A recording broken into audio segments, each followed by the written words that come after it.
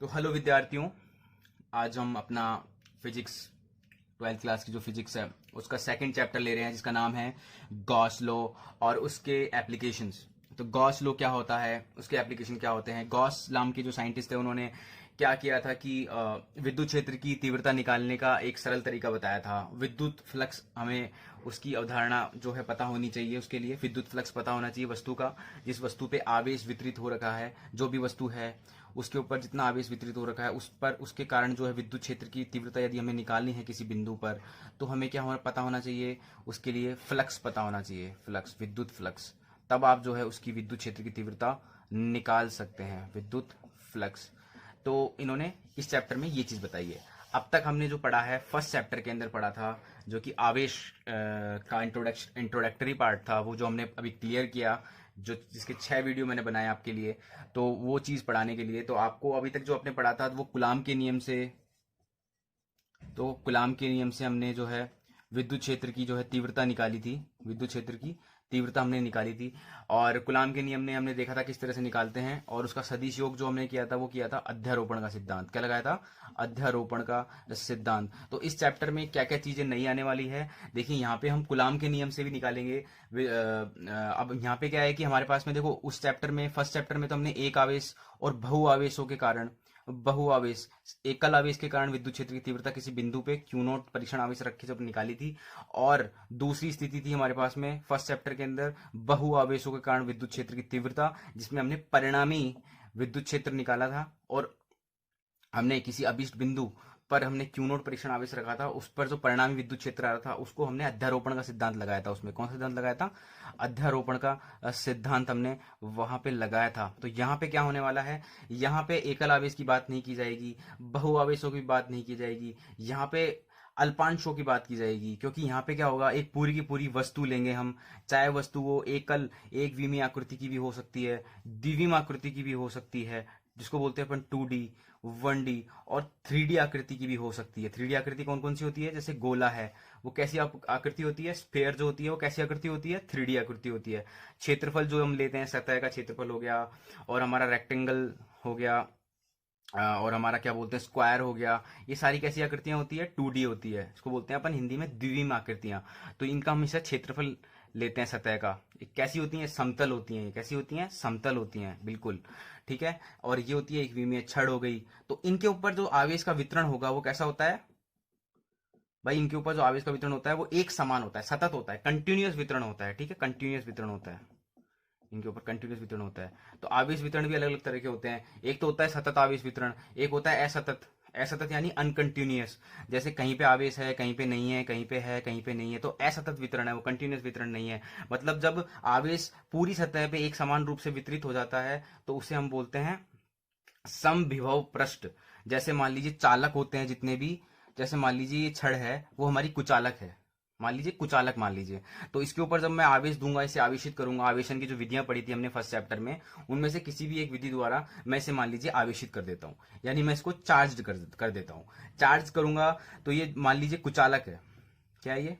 कुचालक है। कुचालक है तो जिस जगह से मैं इसको चार्ज करूंगा आवेश वहीं रहेगा, पूरी तरह से पूरी सतह पर नहीं जाएगा। क्योंकि क्यों है? ये कुचालक है। इसका मैंने बहुत अच्छे से आपको एग्जांपल भी दिया था जब मैंने विद्युतशीलता पढ़ाई थी उस टाइम पे, जब मैंने परावैद्युतांक, और मैंने क्वेश्चन भी सोल्व कराए थे इसके एक वीडियो के अंदर। वो आई थिंक अपलोड हुआ है नहीं हुआ है वीडियो, मुझे देखना पड़ेगा। तो उसके अंदर मैंने क्वेश्चन कराए थे आपको। तो कुछ ही एरर की वजह से वो वीडियो अपलोड नहीं हो पाया, क्वेश्चंस का, फर्स्ट चैप्टर के जो क्वेश्चंस लिए थे मैंने उसमें। तो वो कई एक दो दिन में अपलोड हो जाएगा। और आपको नोट्स मिल गए होंगे व्हाट्सएप पे, मैंने जो है नोट्स सेंड किए थे आपको। उसका एक पार्ट आ चुका है, पार्ट ए, और पार्ट बी आने में आपको 1 या 2 दिन में पार्ट बी भी आ जाएगा। उसके बाद सेकंड चैप्टर के नोट्स आपके पास में 2 या 3 दिन में अवेलेबल हो जाएंगे। तो वहां से आप जो है थ्योरी वगैरह देख सकते हैं। यहाँ पे मैं आपको समझाऊंगा किस तरह से आपको टॉपिक को समझना है, किस तरह से अप्रोच लगानी है समझने के लिए। उसके बाद में अपन क्वेश्चंस की सीट करेंगे। और अभी जो है ये सेकंड चैप्टर में स्टार्ट कर रहा हूँ, आपको फर्स्ट चैप्टर का एक बार मैं रिवाइज करवा रहा हूँ, और उसके बाद में फिर मैं सेकंड चैप्टर स्टार्ट कर ही दूंगा, लगभग स्टार्ट होने ही वाला है। तो आपको जो है कुचालक जो मैंने बताया था, तो उस पर क्या होता है, कुचालक के कारण क्या होता है, कुचालक की सतह पर जो आवेश होता है वो पूर्ण रूप से वितरित नहीं होता। तो इसको बोलते हैं अपन अनकंटिन्यूअस डिस्ट्रीब्यूशन ऑफ चार्ज, यानी कि असतत वितरण किसका? चार्ज का। लेकिन यदि ये चालक होता तो अगर मैं थोड़ा सा भी इस पे चार्ज देता और इसको कुचालक स्टैंड से अगर मैं इसको पकड़ता हाथ में लगा के, क्योंकि हाथ लगाने से सारा चार्ज नीचे चल जाएगा जमीन में, वो भी मैंने बताया था आपको उसके अंदर। तो इसमें क्या होता है? सतत वितरण होता है।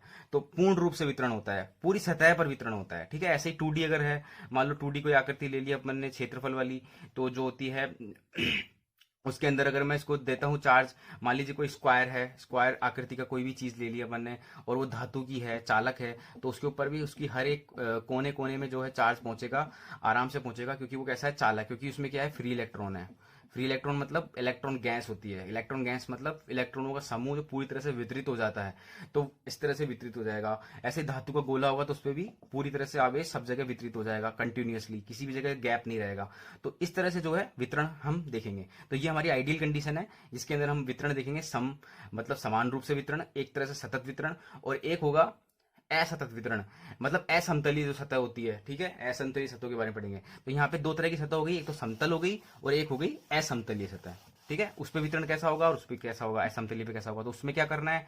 उसमें अलग तरह की विधियां लगाएंगे, इसमें अलग तरह की विधि लगाएंगे। अब देखिए, जो पिछले चैप्टर में हमने ये चीजें पढ़ी थी, तो पिछले चैप्टर में क्या था? ओनली वन आवेश था, बहु आवेश थे। यहाँ पे वस्तुएं आ जाएंगी, एक विमीय, द्विविमीय, 3D। ठीक है, ये 2D आ गई। ठीक है, ये छड़ होगी जो 1D हो गई। ठीक है, ये 2D हो जाएगी। गोला हो गया, वो कैसा हो गया? 3D हो गया। या घनाभ जो होता है जो है, ठीक है, घनाभ कैसी आकृति होती है? 3D आकृति होती है। या फिर आप स्क्वायर क्या बोलते, क्यूब ले लो, जैसे क्यूब है ये कैसी अगर 3D, इसके पूरी सतह के ऊपर आवेश वितरण। तो इस तरह से हम इनके बारे में पढ़ेंगे। तो ये सब गॉस ने जो है इसी तरीके से बताया है, तो उनके नियम पढ़ेंगे हम। तो कुलाम ने भी बताया कि कुलाम भी इसमें आगे इन्होंने बताया था कि इनका भी हम कुलाम के नियम से भी निकाल सकते हैं। लेकिन यदि आपको कुलाम का नियम लगाना है तो आपको क्या आना चाहिए? विद्युत घनत्व आना चाहिए, वो सॉरी, आपको आना चाहिए डेंसिटी घनत्व पता होना चाहिए, आवेश घनत्व आना चाहिए। क्या आना चाहिए? आवेश घनत्व। तो यदि आपको कुलाम के नियम से पता करना है, तो आपको, यदि आपको कुलाम का नियम लगाना है सतत आवेश वितरण के लिए, यदि विद्युत क्षेत्र की तीव्रता निकालनी है, तो यदि आपको कुलाम का नियम लगाना है तो आपको क्या आना चाहिए? आवेश घनत्व के बारे में। किसके बारे में? आवेश घनत्व के बारे में। आवेश घनत्व के बारे में। ठीक है, तब आप जो है विद्युत क्षेत्र की तीव्रता कैसे निकालोगे? फिर समाकलन विधि लग जाएगी। समाकलन विधि। समाकलन विधि क्यों लगाएंगे? टोटल निकालने के लिए। टोटल आवेश वितरण कितना हुआ, टोटल मतलब विद्युत क्षेत्र कितना आया, उसका टोटल करके, और विद्युत परिणामी विद्युत क्षेत्र आ जाएगा, उसके कारण विद्युत क्षेत्र की तीव्रता आ गई। और दूसरा, अगर आपको गॉस लो लगाना है, गॉस लो अगर आप लगाना चाहते हो, गाउस का नियम लगाना चाहते हो, हिंदी में लिखते हैं गाउस का नियम। यदि आप गाउस का नियम लगाना चाहते हो तो आपको आना चाहिए विद्युत फ्लक्स के बारे में। ठीक है, विद्युत फ्लक्स के बारे में आना चाहिए, तब आप जाके इसके नियम, इसके आगे की जो विधि होती है वो कर पाओगे। तो ये जो है दो चीजें इसमें। तो हम पढ़ते हैं आगे, फिर आगे आगे आने वाले पॉइंट्स में आपको बताता रहूंगा। तो ये तो इंट्रोडक्शन था चैप्टर का कि हम क्या करने वाले हैं। यहाँ पे भी हम विद्युत क्षेत्र की तीव्रता निकालेंगे, एक बार कुलाम के नियम से, एक बार गॉस के नियम से। ठीक है, कुलाम के नियम में अब चूंकि यहाँ पे चीजें चेंज हो चुकी है, यहाँ पे वितरण जो कैसा है, यहाँ पे पूरा सतत वितरण है। ठीक है, तो हमारा फर्स्ट जो पॉइंट है, जो हमारा फर्स्ट पॉइंट है, आप लिख सकते हैं यहाँ पे छोटा सा नोट, शॉर्ट नोट्स बना सकते हैं, बाकी मैं आपको नोट सेंड कर दूंगा।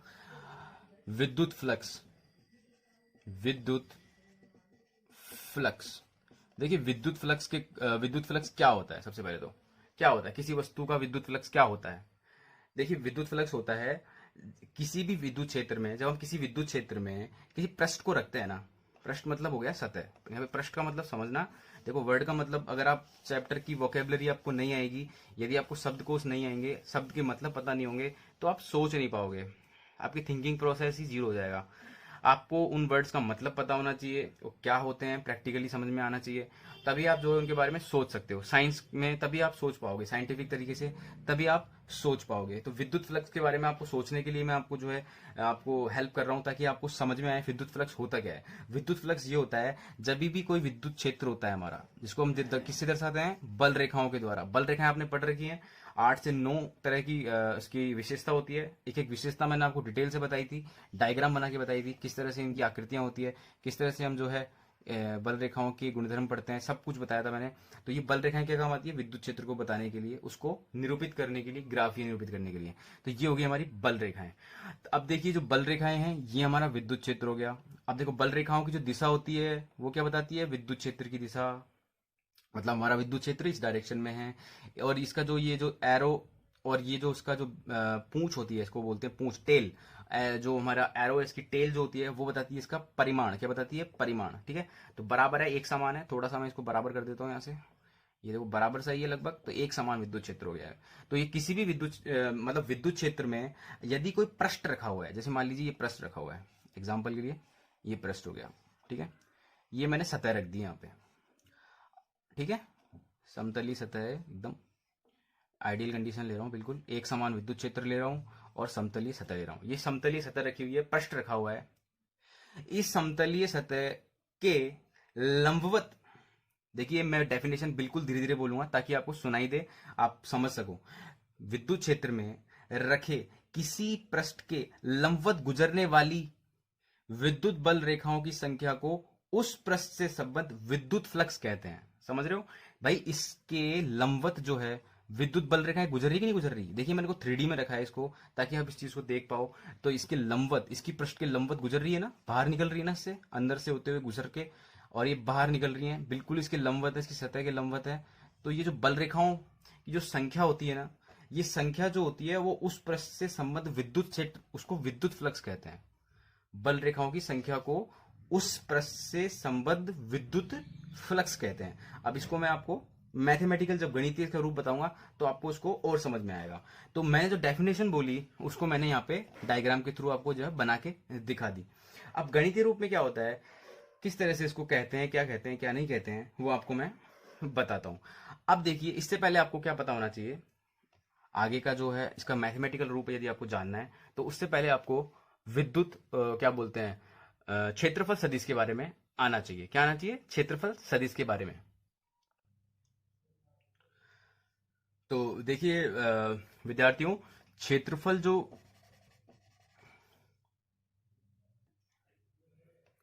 जो सदिश होता है ना,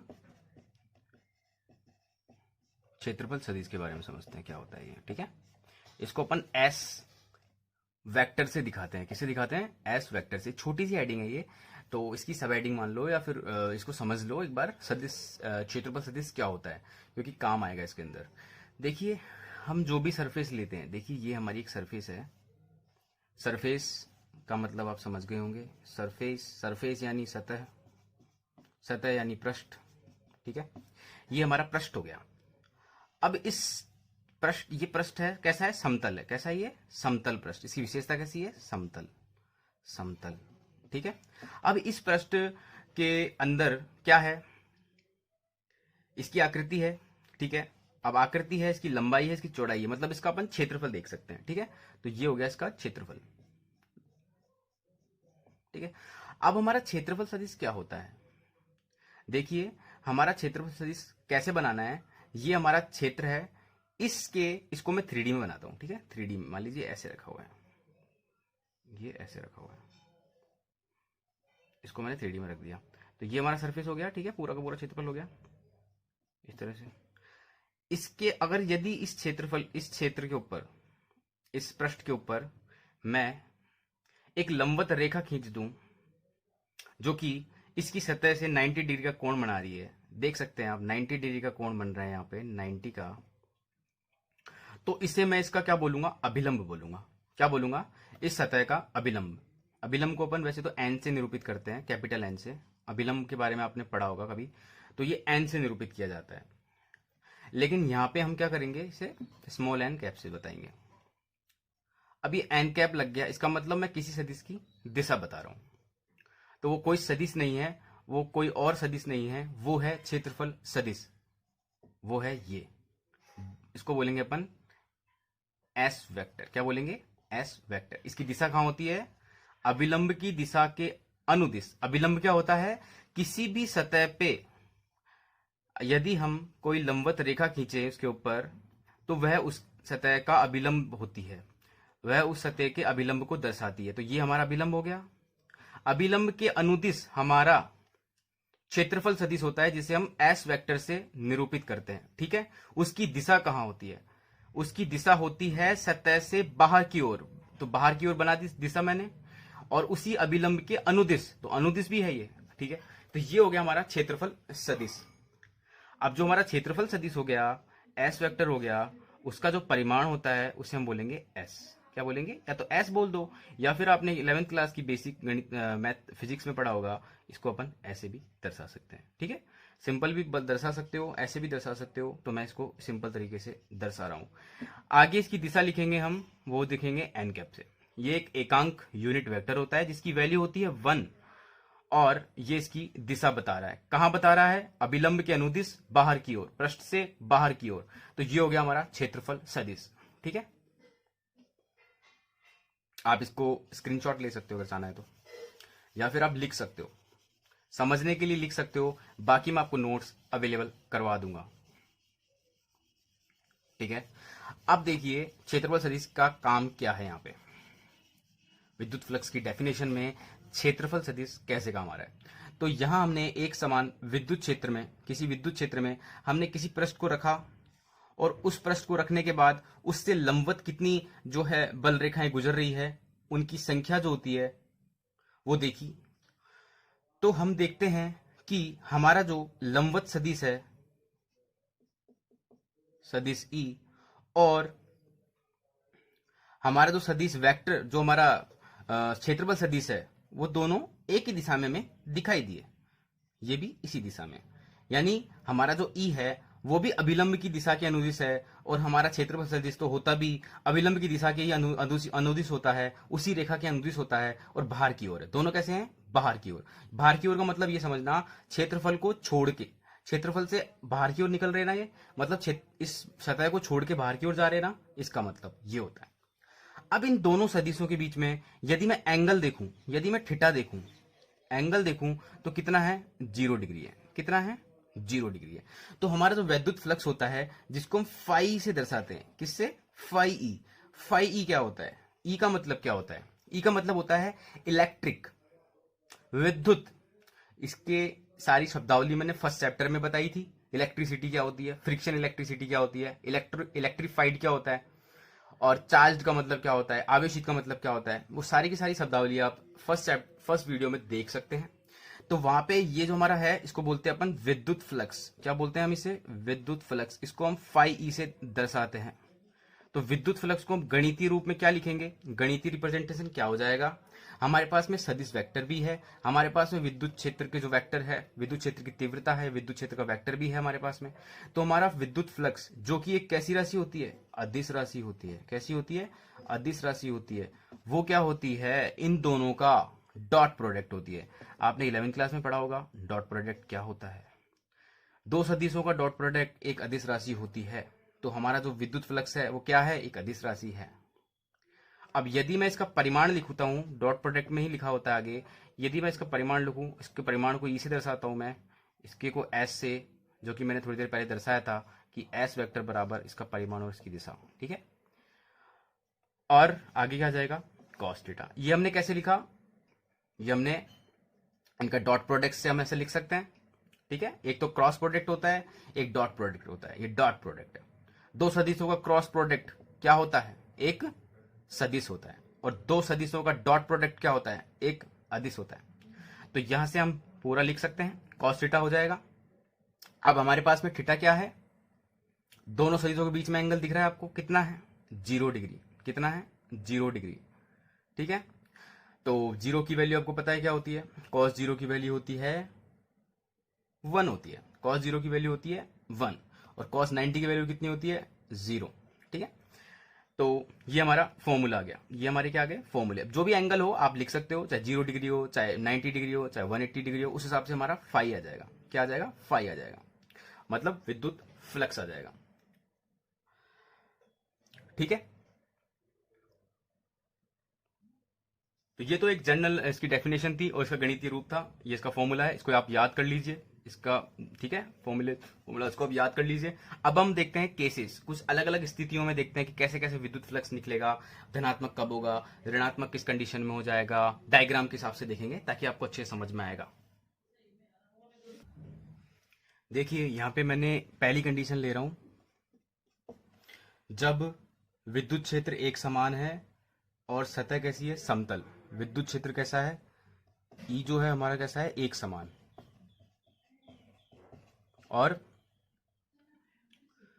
सतह कैसी है, समतलीय सतह, समतल पृष्ठ। दूसरी कंडीशन लेंगे, विद्युत क्षेत्र असमान हो, सतह भी असमतल हो। ठीक है, तो पहली हमारा जो फर्स्ट जो कंडीशन है उसमें हम ले रहे हैं एक समान विद्युत क्षेत्र और समतल पृष्ठ। अब देखिए यदि विद्युत क्षेत्र हमारा एक समान है, कोई दिक्कत नहीं है, विद्युत क्षेत्र एक समान है, समतल सतह है, लेकिन इसमें जो थीटा है वो आप चेक कीजिएगा। ये हमारा डायरेक्शन है बल रेखाओं का, ये हमारा विद्युत क्षेत्र हो गया। ठीक है, ये हमारा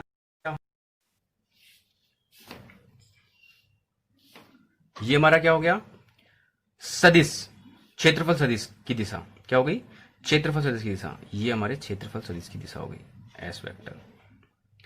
दोनों का एंगल देखिए, दोनों का एंगल देखें तो एंगल देखिए, क्षेत्रफल सदिश भी इस दिशा में है, हमारा जो विद्युत क्षेत्र सदिश भी इसी दिशा में है, तो दोनों के बीच में जो है दोनों के दोनों उसी दिशा में आ रहे हैं जिस दिशा में अभिलंब है, बाहर की ओर, एन कैप की साइड, अभिलंब की तरफ।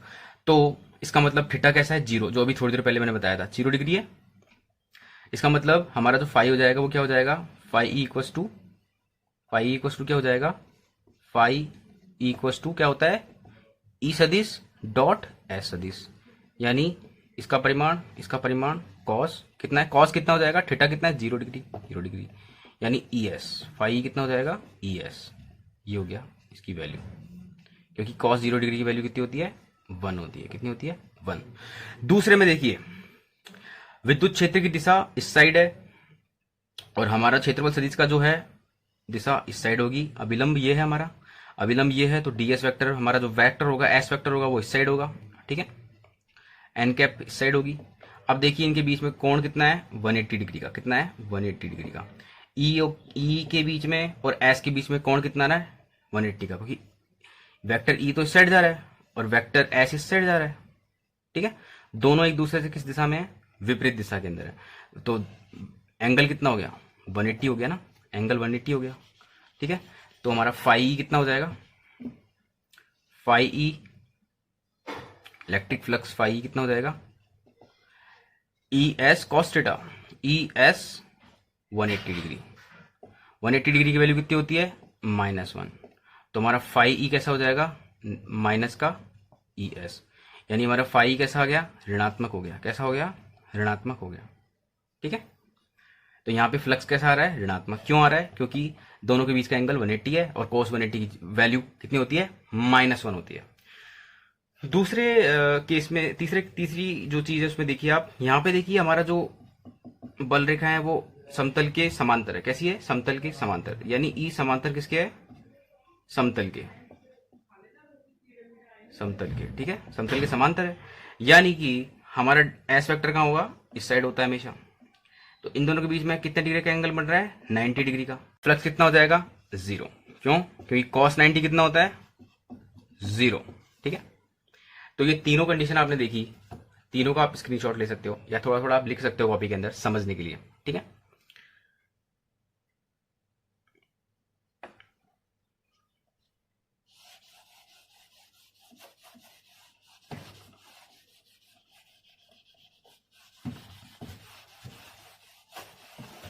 अब देखिए, अब आती है बात, नोट डालिए। नोट करने वाली बात क्या है,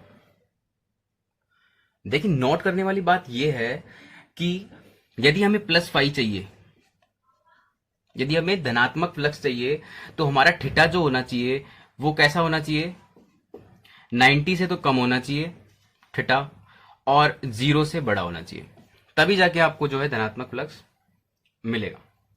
यदि आपको ऋणात्मक फ्लक्स चाहिए आपको, तो हमारा जो थीटा होना चाहिए वो 180 से तो कम होना चाहिए, क्योंकि कोस 180 -1 हो जाता है। ठीक है, और थीटा जो है वो बड़ा होना चाहिए 90 डिग्री से। कितना होना चाहिए, बड़ा होना चाहिए, यानी 180 से छोटा, 90 से बड़ा, तब जाके हमें विद्युत फ्लक्स माइनस का मिलेगा, ऋणात्मक मिलेगा। और यदि हमें फ्लक्स 0 करना है तो दोनों के बीच का एंगल कितना होना चाहिए, क्षेत्रफल सदिश, एरिया वेक्टर और हमारा विद्युत क्षेत्र, इन दोनों के बीच में 90 डिग्री का कोण होगा, तो हमारा जो फाई होगा वो 0 हो जाएगा। क्यों? क्योंकि cos 90 की वैल्यू कितनी होती है? 0। तो ये 3 चीजें देखिए आपने, ये इंपॉर्टेंट चीजें न्यूमेरिकल के अंदर आएगी। आप दूसरी चीज इस तरह से भी देख सकते हो। अच्छा, दूसरी कंडीशन में अपन क्या करेंगे, जब भी हमारी विद्युत बल रेखाएं क्षेत्रफल से बाहर की ओर जा रही होंगी, यानी हमारा जो ई वेक्टर है बाहर की ओर जा रहा होगा, तब हम लेंगे हमेशा फ्लक्स धनात्मक। यदि ये क्षेत्र रेखाएं अंदर की ओर जाती हुई प्रतीत होंगी, अंदर से भीतर की ओर जाती रहेंगी क्षेत्रफल के, तो हमारा जो फ्लक्स होगा वो होगा माइनस। और 0 कब होगा? जब ये हमारी सतह से कैसी हो जाए? समांतर हो जाए। कैसी हो जाए? समांतर हो जाए। तब हमारा फ्लक्स कैसा हो जाएगा? फाई कैसा हो जाएगा? 0। कैसा हो जाएगा? 0। ठीक है।